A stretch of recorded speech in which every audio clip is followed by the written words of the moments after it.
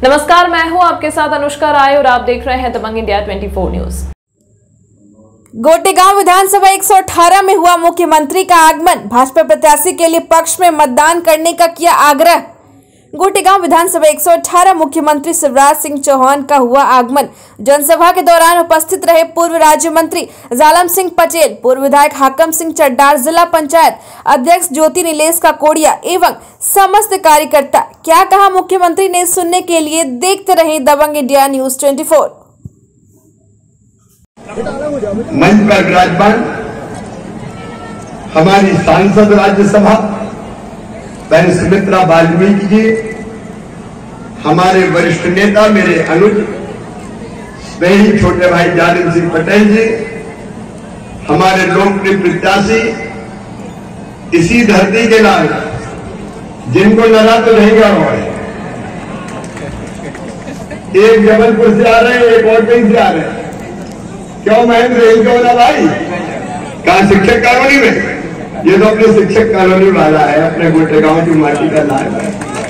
Bhagat Singh party मेरे मित्र पूर्व विधायक हाकम सिंह चड्डार जी, बहन ज्योति जी अध्यक्ष जिला पंचायत, हमारे महन प्रीतम पुरी जी, राजकुमार जी, बहन पूनम जी, बहन आरती जी, रविंद्र पटेल जी।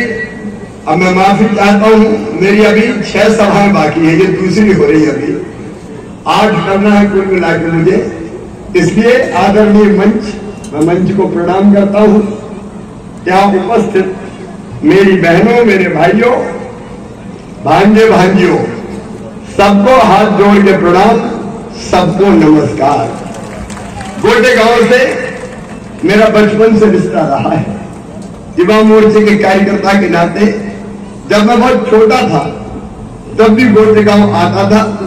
हम और भाई प्रहलाद पटेल जी बरसों से जब पढ़ते थे तब से साथ काम कर रहे हैं। मेरे लिए जैसा जय वैसा मेरा गोटेगांव, इस गोटेगांव की पवित्र धरा को मैं प्रणाम करता हूं। मेरे प्रिय बहनों और भाइयों, मैं सरकार नहीं चलाता, मैं परिवार चलाता हूं। परिवार, आप सब मेरा परिवार। इतनी बड़ी संख्या में मेरी बहनें आई है। ईमानदारी से बताना, मैं मुख्यमंत्री लगता हूं कि भैया?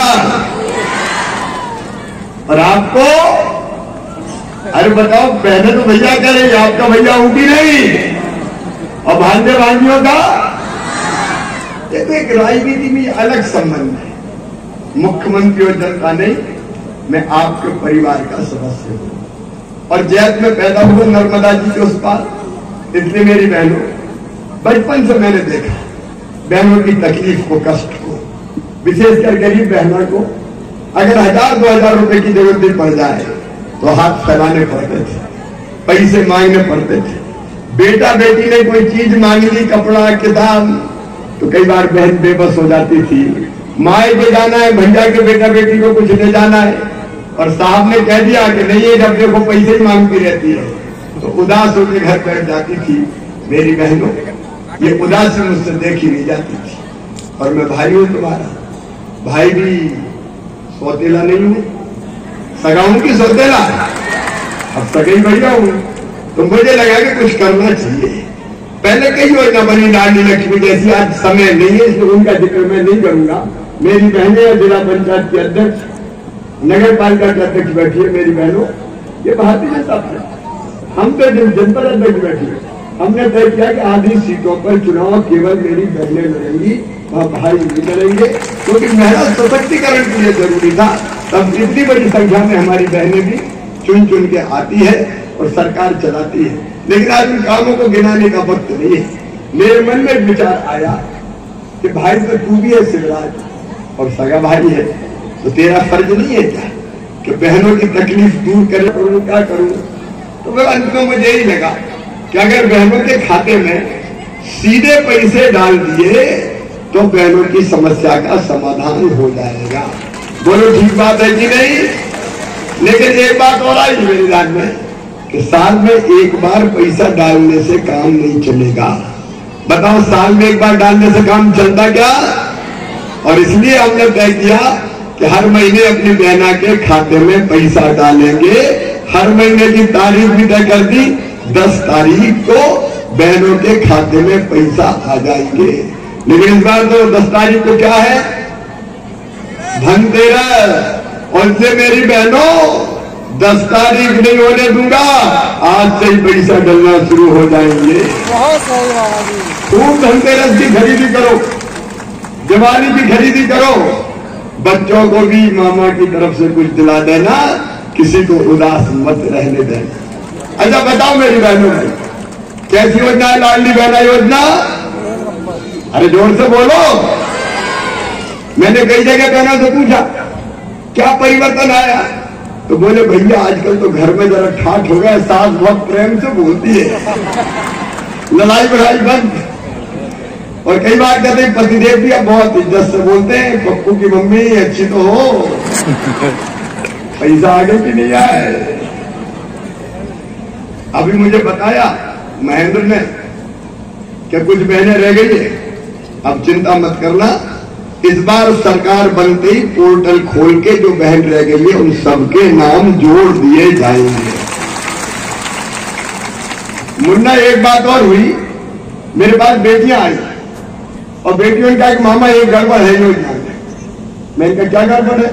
बोले आपने शर्त लगा दी कि 21 साल से मिलेंगे लेकिन विवाहित हो तो हमें जल्दी ब्याह नहीं करना मामा, हमें तो पढ़ना है, तो हमें क्या उतार दिया।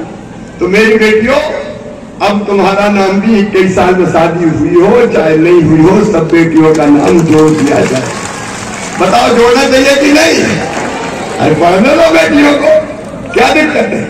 मम्मा का पैसा जाएगा, बेटियां और ढंग से पढ़ पाएंगी। इस योजना ने बहनों की जिंदगी बदली है। और मेरी बहनों ये 1250 थोड़ी आए, पैसे की जुगाड़ में लगाऊं, पैसा ज्यादा लगता है क्योंकि बहन कितनी मेरी अभी हो गई 1,32,00,000। इतना भाग्यशाली भाई कौन होगा जिसकी 1,32,00,000 बहन। मैं तो धन्य हो गया सर। और अब पोर्टल खोलेंगे तो 1.5 करोड़ तो हो जाएंगी, क्योंकि हजारों में 20-20, 25-25 तो रह गई कम से कम। क्यों 25-30 एक गांव में रह गई और शहरों में थोड़ी और ज्यादा होगी।